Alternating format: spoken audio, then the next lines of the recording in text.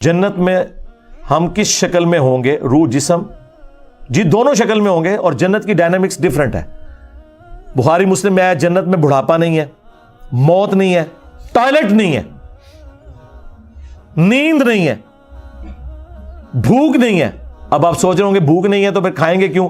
لذت کی وجہ سے، اور وہ لذت جو ہے وہ بھوک کے ساتھ کھانے والی لذت سے بھی بڑی لذت ہوگی۔ جنت میں کوئی کمزوری ہے ہی نہیں ہے جو دنیا میں۔ باقی جنت میں ہم اسی طریقے سے ہوں گے جس طرح اس دنیا میں ہے، یہ نہیں ہے کہ وہاں کوئی اور پہنچا ہوگا۔ ہاں لوگ کہتے ہیں جی ہمیں تو عالم ارواح کی زندگی یاد نہیں، تو دنیا کی زندگی یاد ہوگی۔ جی یاد ہوگی، بلکہ قرآن میں اللہ نے کوٹ کیا کہ لوگ ذکر کریں گے کہ دنیا میں یہ ہوتا تھا، ہم یوں کرتے تھے، پھر ہمارے ساتھ یہ ہوتا تھا، آج اللہ نے ہمیں یہ دن دکھائے ہیں۔ رہ گئی عالم ارواح کی زندگی تو اس کو تو چھوڑ دیں۔ جو شخص اپنے ماں کے پیٹ میں زندگی گزارتا ہے وہ کس کو یاد ہے؟ تو کیا وہ نہیں گزری بھی؟ گزری بھی ہے۔ اور شیرخارگی کی عمر کی باتیں کس کو یاد ہوتی ہیں جب تک آپ ہوش نہ سنبھالیں؟ لیکن جب آپ بلوغت میں آ گئے، اب سے لے کے جنت میں جانے تک اور جنت میں رہتے ہوئے ساری باتیں آپ کو یاد رہیں گی۔ جنتیوں کی عمر کوئی 2 یا 2.5 سال نہیں ہوگی، 30 سال ہوگی، ہاں فل فلیج نوجوان، اور یہی عمر رہے گی، تو وہ ساری باتیں آپ کو یاد ہوں گی۔ باقی جنت کی ڈائنامکس جنت میں جا کے پتہ چلیں گی۔ آپ کے لیے قرآن میں آیا جنت میں ہر وہ چیز ہے جو تم چاہو، تو جو آپ چاہنا چاہتے ہیں لسٹ بنا لیں، میں آپ کو گارنٹی دیتا ہوں آپ جنت میں پہنچے وہ سب کچھ آپ کو مل جائے گا انشاءاللہ۔ کیا ادھار کے پیسوں سے حج کر سکتے ہیں؟ ادھار کے پیسوں کے بغیر حج ہو نہیں سکتا۔ حج 12 لاکھ کا ہو چکا ہے۔ ہاں جی، یہ تو اس طرح حج تو فرض ہی نہیں ہوگا کسی کے اوپر۔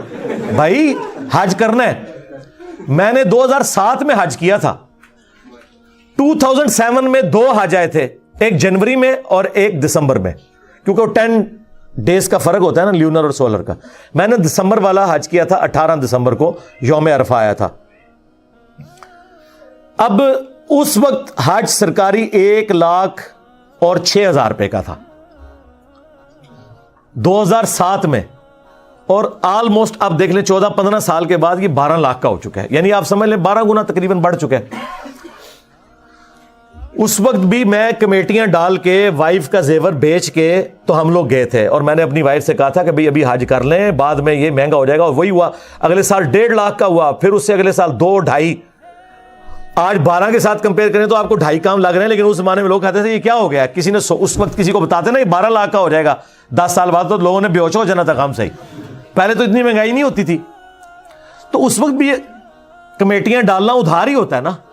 ہاں تو ادھار ضرور اٹھائیں جو آپ اتار سکتے ہیں۔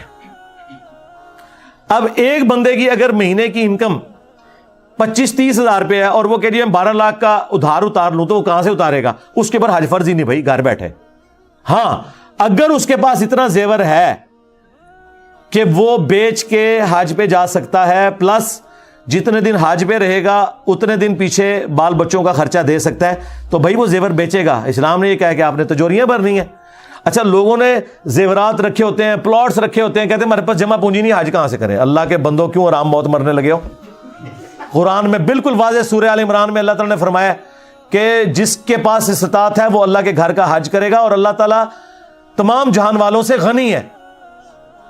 ہاں اور اس میں کفر کے الفاظ ہیں، جس نے کفر کیا تو اللہ تعالیٰ غنی ہے۔ اور ابو داؤد میں ایک روایت ہے، وہ کمزور ہے، اس کی صحت میں اختلاف ہے، کچھ محدثین صحیح بھی کہتے ہیں، لیکن یہ آیت اسے سپورٹیو ہے کہ جو شخص استطاعت کے باوجود حج نہ کرے، میری طرف سے چاہے وہ یہودی ہو کے مر جائے، خواہ نصرانی ہو کے، یہ نبی علیہ السلام نے فرمایا۔ ہاں اور یہ قرآن میں آیت ہے کہ جس نے کفر کیا حج کے کانٹیکسٹ میں، یعنی حج سے وہ منکر ہوا تو اللہ تعالیٰ بے پرواہ ہے۔